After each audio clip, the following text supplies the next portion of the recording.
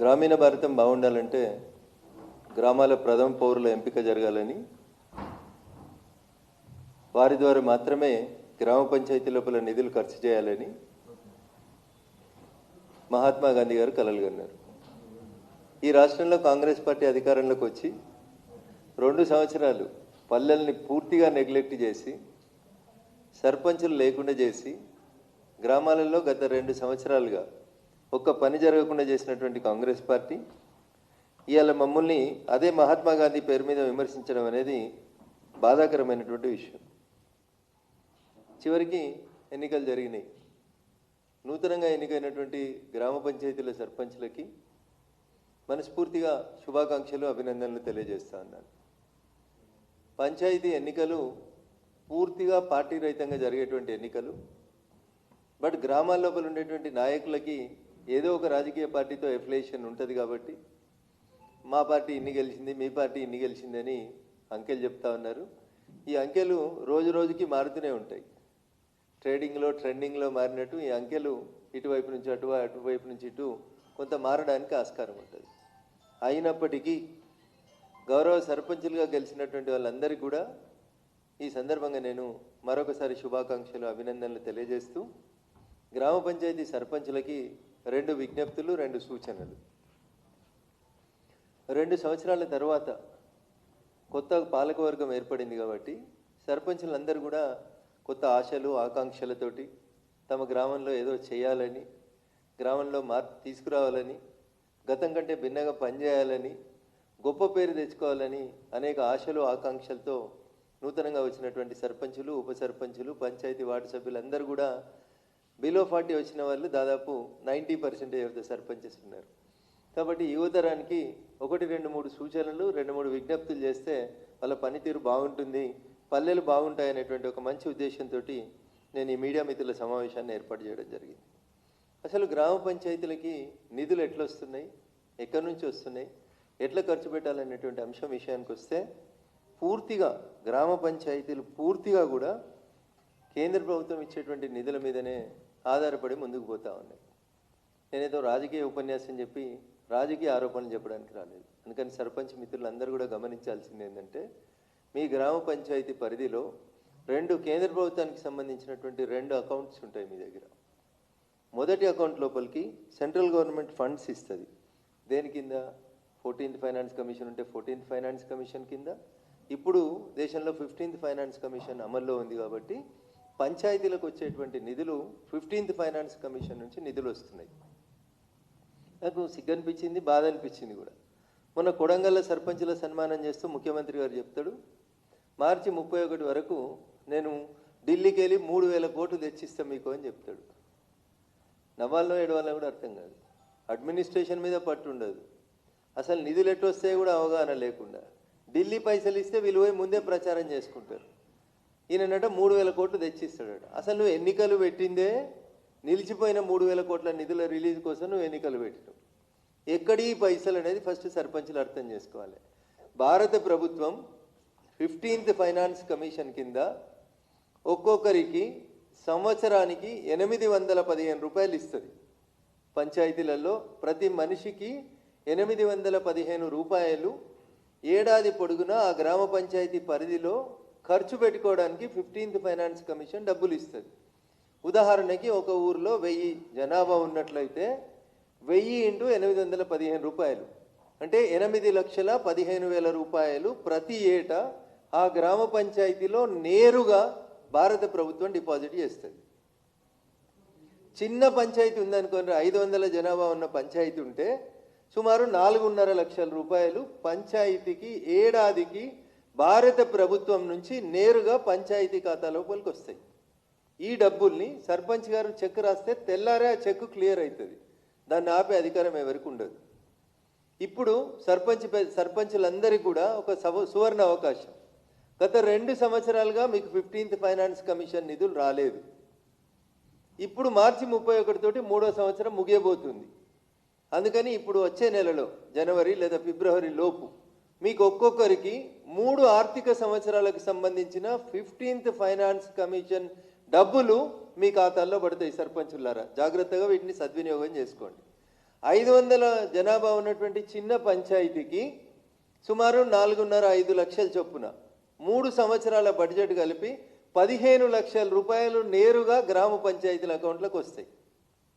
3,000, 2,000, 5,000 జనాభా ఉన్నటువంటి పంచాయతీలలో ఉదాహరణకు 5,000 పంచాయతీలో జనాభా ఉందని అనుకుంటే 5,000 ఇంటూ 800 రూపాయలు, 815 రూపాయలు పర్ హెడ్ చొప్పున దాదాపు ఎంతైతే 40 లక్షల రూపాయల వరకు ఒక పంచాయతీకి వస్తుంది. 3 సంవత్సరాలకు సంబంధించి అంటే మండల కేంద్రాల లాంటి ప్రదేశాలలో దగ్గర దగ్గర 1 కోటి రూపాయలు వస్తాయి. నేరుగా ఇవి ఢిల్లీ నుంచి మీ గ్రామ పంచాయతీ అకౌంట్లోకి వస్తాయి. ఇగో ఈ పైసలు 15th ఫైనాన్స్ కమిషన్ నిధులు సర్పంచ్ ఎన్నికలు జరగక ఆగిపోయిన 2 ఆర్థిక సంవత్సరాలకు సంబంధించి భారత ప్రభుత్వం 3,000 కోట్ల రూపాయలని రేపో మాపో రిలీజ్ చేయబోతా ఉంది గ్రామ పంచాయతీల అకౌంట్లకు నేరుగా. ఇక దీనికి పోయి రేవంత్ రెడ్డి గారు కొడంగల్లో సర్పంచ్లకు సన్మానం చేస్తూ నేను మార్చి 31 లోపు ఢిల్లీకి వెళ్ళి 3,000 కోట్లు తీసుకొస్తా అని చెప్తున్నాడు. అయ్యా రేవంత్ రెడ్డి గారు, ఇది ఢిల్లీకి వెళ్ళి మీరు తెచ్చే పైసలు కాదు. పంచాయతీలకి 15th ఫైనాన్స్ కమిషన్ కింద భారత ప్రభుత్వం ఇచ్చేటందుకు ఆడ రెడీ పెట్టింది. నిన్నటిదాకా సర్పంచ్ లేడు కాబట్టి ఇయ్యలేదు. ఇవాళ సర్పంచులు వచ్చిర్రు కాబట్టి ఎవరు అడిగినా అడగకున్నా భారత ప్రభుత్వం నేరుగా పంచాయతీలకి ఇప్పుడు 3,000 నుంచి 3,500 కోట్లు నేరుగా ఇప్పుడు నిధులు రిలీజ్ చేయబోతా ఉంది. ఇది పంచాయతీల మొదటి ఆదాయం. ఇక రెండో ఆదాయం విషయానికి వస్తే పంచాయతీలకు వచ్చేటువంటి డబ్బులు, భారత ప్రభుత్వం నుంచి వచ్చేటువంటి డబ్బులు ఎన్ఆర్ఈజీఎస్ పథకం కింద రెండవ ఖాతా ఉంటుంది. కొన్ని పల్లెటూర్లలో ఇంటి పన్నులు సరిగ్గా కట్టరు, కొత్త ఇండ్లకి పర్మిషన్ సరిగా తీసుకోరు, వాళ్ళకి ఆదాయం జీరో. అట్లాంటి జీరో ఆదాయం ఉన్నటువంటి పంచాయతీ సర్పంచులకి పైసలు ఎక్కడికి వెళ్ళి వస్తాయంటే ఇగో ఈ 15th ఫైనాన్స్ కమిషన్ నిధులే ఆ పంచాయతీలకి జీవనాధారం, జీవధార తప్ప ఇంకొకటి కాదు. దీంట్లో రాష్ట్ర ప్రభుత్వం వాటా జీరో. ఇవేం స్టేట్ ఫైనాన్స్ సెక్రటరీ సంతకం పెట్టి టోకన్ ఇచ్చి 6 నెలల తర్వాత చెక్ పాస్ అవుతుందా లేదా తిరగాల్సినటువంటి డబ్బులు కావు. ఇవి నేరుగా మీకు భారత ప్రభుత్వం పంపిస్తున్నటువంటి డబ్బులు. రెండవ అకౌంటు ఎంజీఎన్ఆర్ఈజీఎస్ అకౌంటు, గ్రామ పంచాయతీకి సర్పంచ్ గారి కంట్రోల్లో ఉండేటువంటి రెండో అకౌంటు అన్న దయించి మీడియా మిత్రులందరూ కూడా ఒకటి గమనించాలి. ఈ ఆర్థిక సంవత్సరానికి మార్చి 31 తోటి ముగియనున్న ఈ ఆర్థిక సంవత్సరానికి భారత ప్రభుత్వం ఎంజీఎన్ఆర్ఈజీఎస్ పథకం కింద 1,250 కోట్ల రూపాయలు తెలంగాణ ప్రభుత్వానికి విడుదల చేసింది. గత 9 నెలల నుంచి ఈ 1,250 కోట్ల రూపాయలు ఎంజీఎన్ఆర్ఈజీఎస్ కింద రాష్ట్ర ప్రభుత్వానికి వస్తే 9 నెలలలో ఈ రాష్ట్ర ప్రభుత్వం పెట్టిన ఖర్చు ఎంత అంటే కేవలం 250 కోట్లు ఖర్చు పెట్టారు. ఎంజీఎన్ఆర్ఈజీఎస్ నిధులు 1,250 కోట్లు వచ్చి రాష్ట్ర ప్రభుత్వం దగ్గర ఉంటే 9 నెలలుగా రేవంత్ రెడ్డి గారి కాంగ్రెస్ సర్కార్ పెట్టిన ఖర్చు ఎంత 1,250 కోట్లలో అంటే 250 కోట్లు ఖర్చు పెట్టారు. ఇంకా 1,000 కోట్ల రూపాయలు అక్కడే పడి ఉన్నాయి. వాటిని ఎట్లా ఖర్చు పెట్టాలో ఈ కాంగ్రెస్ ప్రభుత్వానికి అర్థమవుతలేదు. ఆగమాగం ఏం చేస్తుంది ఈ ప్రభుత్వం అంటే నోటికి ఏది వస్తే అది మాట్లాడుతున్నారు. మంత్రులు ఒకటి మాట్లాడుతున్నారు, ముఖ్యమంత్రి గారు ఒకటి మాట్లాడుతున్నారు, రోజుకో మాట మాట్లాడుతూ ఉన్నారు. నేను ఎందుకంటున్నా ఈ పదం అంటే స్పెసిఫిక్గా అయ్యా సర్పంచులారా దయించి ఈ విషయాన్ని కూడా మీరందరూ కూడా నోట్ చేసుకోవాలి. ప్రభుత్వం, భారత ప్రభుత్వం ఎంజీఎన్ఆర్ఈజీఎస్ పథకం కింద 2 రకాలైనటువంటి ఆలోచన చేస్తూ ఉంది. ఒకటి ఊరికి ఉపయోగపడేటువంటి కమ్యూనిటీ డెవలప్మెంట్ యాక్టివిటీస్ ఒకటైతే, 2 వ్యక్తుల ఆర్థిక స్తోమత పెరగడానికి ఉపయోగపడేటువంటి పథకాలు రెండో రకమైనటువంటి పథకాలు. మొదటి పథకం కింద ఊరందరికీ ఉపయోగపడేటువంటి పథకం కింద ఎంజీఎన్ఆర్ఈజీఎస్ కింద మీ పంచాయతీలో గ్రామ పంచాయతీ భవనము లేకపోతే 20 లక్షల రూపాయలు ఎంజీఎన్ఆర్ఈజీఎస్ కింద మీ ఊర్లో గ్రామ పంచాయతీ బిల్డింగ్ కట్టుకోవడానికి ఇస్తుంది భారత ప్రభుత్వం. ఇస్తుంది 100% భారత ప్రభుత్వమే ఇస్తుంది. 2, మీ ఊర్లో అంగన్వాడీకి బిల్డింగ్ లేకపోతే అంగన్వాడీ భవన నిర్మాణానికి 10 లక్షల రూపాయలు నేరుగా భారత ప్రభుత్వం ఎంజీఎన్ఆర్ఈజీఎస్ పథకం కింద ఇస్తుంది. 3, వివో భవనాల నిర్మాణం అని కొత్తగా ప్రభుత్వం, అంటే ఊర్లలో మహిళా సమాఖ్య భవనాలు అంటారు, సెల్ఫ్ హెల్ప్ గ్రూపుల్ని స్ట్రెంథెన్ చేయడం కోసం ఊర్లో మహిళా సోదరిమణులు ఒక దగ్గర కూర్చొని వాళ్ళ కార్యక్రమాల భవిష్యత్తు నిర్ధారించుకోవడం కోసం వివో బిల్డింగ్స్ కోసం 10 లక్షల రూపాయలు ఇస్తుంది ఎంజీఎన్ఆర్ఈజీఎస్ కింద. నాలుగవది, కొత్తగా ఇప్పుడు భారత ప్రభుత్వం ఆలోచన ఏంటంటే రైతులు గ్రామంలో తాము పండించినటువంటి పంట ఫుడ్ గ్రెయిన్ స్టోరేజ్ గోదాం అని ఒకటి కొత్త స్కీమ్ తీసుకొచ్చింది భారత ప్రభుత్వం. ఆ స్టోరేజ్ అంటే పండించినటువంటి పంటని రైతులు ఎక్కడ పెట్టుకోవాలనో ఏం చేసుకోవాలనో, కొందరికి గుడిచి ఉండే, కొందరికి చిన్న ఇల్లు ఉండే, కొందరికి ఇందిరమ్మ ఇల్లు ఉండే, అట్లాంటి వాళ్ళకి ధాన్యం స్టోరేజ్ చేసుకోవడానికి కష్టమవుతుందని ప్రతి గ్రామ పంచాయతీకి ఫుడ్ గ్రెయిన్ స్టోరేజ్ గోడౌన్ అని 15 లక్షల రూపాయలతోటి మీ ఊర్లో ఒక మంచి గోదాం కట్టుకొని అందులో రైతన్నలు పండించిన పంటని స్టోరేజ్ చేసుకోమని చెప్తా ఉంది. ఈ 4 మీ ఊర్లో లేకపోతే అయ్యా సర్పంచులారా, దయించి ఈ 4గింటి కోసం సాధ్యమైనంత తొందరగా ఈ 4-5 రోజులలోనే తీర్మానాలు చేసి మీ ఎంపీడీఓ గారికి, మీ కలెక్టర్ గారికి పంపించినట్లయితే మేము 100% వాటిని మంజూరు చేపిస్తామని చెప్పి ఈ సందర్భంగా తెలియజేస్తా ఉన్నాం.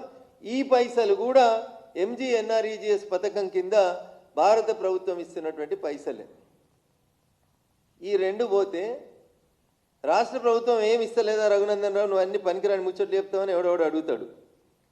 ఇస్తుంది రాష్ట్ర ప్రభుత్వం. రాష్ట్ర ప్రభుత్వం ఒక దానికి పైసలు ఇస్తుంది. దేనికి ఇస్తుంది? గ్రామ పంచాయతీలలో ఎంపీడబ్ల్యూఎస్ అని ఉంటారు, మల్టీపర్పస్ వర్కర్స్ అని ఉంటారు. వాళ్ళే ఊడుస్తారు, వాళ్ళే మోరీలు తీస్తారు. గ్రామ పంచాయతీ పరిధిలో రకరకాల పనులు చేసేటోళ్ళు. ఊరికి 2, చిన్న ఊర్లో అయితే 2, 3, పెద్ద ఊర్లో అయితే 5, 10, 12 మంది ఉంటారు. వాళ్ళకు కూడా 3 నెలలకు 6 నెలలకు ఒకసారి జీతాలు ఇస్తుంది రాష్ట్ర ప్రభుత్వం. అది రాష్ట్ర ప్రభుత్వం యొక్క గొప్పతనం. ఎంత ఇస్తున్నారు వాళ్ళకి జీతము? 9,500 రూపాయలు.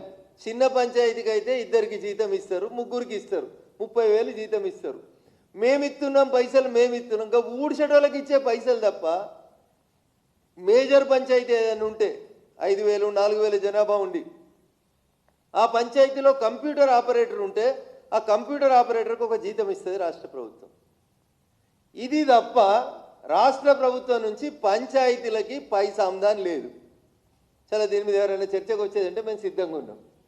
ఓ మంత్రి గారు మాట్లాడినారు నిన్న, సోదరి సీతక్క ఏడా వరంగల్లో ఎక్కడో నిన్న మాట్లాడింది, నిన్ననో ఇవాళ పేపర్లలో వచ్చింది. ప్రతి ఊరిలో మేము మహిళా సమాఖ్య భవనాలు కట్టుకుంటే 10 లక్షల రూపాయలు ఇస్తామని చెప్పారు. కానీ చెప్పి అక్క చెప్పాల్సి ఉండే ఇది ఎంజీఎన్ఆర్ఈజీఎస్ కింద వస్తుంది, ఇది భారత ప్రభుత్వం ఇస్తుంది అని చెప్పాలి. ఇచ్చేది మేము, చెప్పుకునేది వాళ్ళు. పాత ప్రభుత్వంలో కూడా నేను మొదలుపెట్టిన సరికి అంతకుముందు ఎవరు సరిగ్గా చెప్పుకుపోయేటోళ్ళు మా వాళ్ళు. శ్మశాన వాటికలు కట్టిర్రు, 100% ఎంజీఎన్ఆర్ఈజీఎస్ పథకం కిందనే కట్టిర్రు. ఊర్లో పల్లె ప్రకృతి వనం పెట్టిర్రు, 100% భారత ప్రభుత్వం ఇచ్చిన పైసలతోటే పెట్టిర్రు. ఊర్లల్లో మొక్కలు నాటిర్రు, 100% భారత ప్రభుత్వం ఇచ్చిన ఎంజీఎన్ఆర్ఈజీఎస్ పథకమే తప్ప ఇంకోటి ఏం లేదు. పోయిన ప్రభుత్వానికి నోరు ఎక్కువ ఉండే, టీవీ ఛానళ్ళు ఎక్కువ ఉండే, యూట్యూబ్ ఛానళ్ళు ఎక్కువ ఉండే, బెదిరించి ఎట్లా వార్తలు రాయించుకోవాలని వాళ్ళకి తెలుసు కాబట్టి బీజేపీ పాలిత రాష్ట్రాలలో ఉన్నాయా అని ఎదురుదాడి చేస్తుండే అప్పుడున్న ముఖ్యమంత్రి. దానికి సమాధానం ఏంటంటే ఒక ఊరికి శ్మశాన వాటికి అవసరం ఉంటుంది, ఒక ఊరికి గ్రామ పంచాయతీ అవసరం ఉంటుంది, ఇంకో ఊరికి అంగన్వాడీ అవసరం ఉంటుంది, ఇంకో ఊరికి గోదాం అవసరం ఉంటుంది. ఆయా రాష్ట్రాల అవసరాలని బట్టి ఎంజీఎన్ఆర్ఈజీఎస్ డబ్బుల్ని వాడుకుంటాయి. దానికి ఇక పోయిన ప్రభుత్వం 10 సంవత్సరాలు మేమే చేసినాం అని చెప్పి వాళ్ళు బాకాలు ఊదుకున్నారు. ఇప్పుడు వచ్చిన వాళ్ళు 2 ఏళ్ల కోలే పంచాయతీల వ్యవస్థను మొత్తం భ్రష్టు పట్టించారు వీళ్ళు. అసలు కొంచెం పని కూడా జరగలేదు. అసలు లోకల్ అడ్మినిస్ట్రేషన్ అనే పదానికి అర్థం లేకుండా చేసింది కాంగ్రెస్ సర్కార్, రేవంత్ రెడ్డి సర్కార్. 2 ఏళ్ల కోలే ఊర్లలో ఊడ్చేటోళ్ళు లేరు, మోరీలు తీసేటోళ్ళు లేరు, సున్నం వేసేటోళ్ళు లేరు, బ్లీచింగ్ పౌడర్ వేసేటోళ్ళు లేరు. ఆఖరికి పంచాయతీ సెక్రటరీలు పరువు పోతుందని వాళ్ళ జీతాలకి వెళ్ళి 50,000 లక్ష ఖర్చు పెట్టి చేసిరు తప్ప లోకల్ అడ్మినిస్ట్రేషన్ మొత్తం పూర్తిగా నెగ్లెక్ట్ చేసిర్రు. నడవలేదా ఊర్లు? నడిచినాయి. ఏం చేస్తారు? నడవదా వ్యవస్థ? ఏదో సామెత చెప్తారు కదా, అయ్యేదస్తామా సాగదన్నట్టు నడిచినాయి ఊర్లు. ఎవరున్నా ఎవరు లేకున్నా వ్యవస్థ నడిచింది. నడిచిందా అంటే నడిచింది. ట్రాక్టర్లు నడిచినాయంటే నడవలే. చెత్త ఎత్తిర్రు అంటే ఎత్తిర్రు, నెలకోసారి ఎత్తిర్రు, ఎత్తలేదని కాదు. అట్లా నడిచిందా అంటే నడిచింది. గత 2 సంవత్సరాల నుంచి కాంగ్రెస్ ప్రభుత్వం పంచాయతీలని, లోకల్ అడ్మినిస్ట్రేషన్ని పూర్తిగా జీరో చేసిరు తప్ప కొత్తగా ఏం చేయలేదు వాళ్ళు.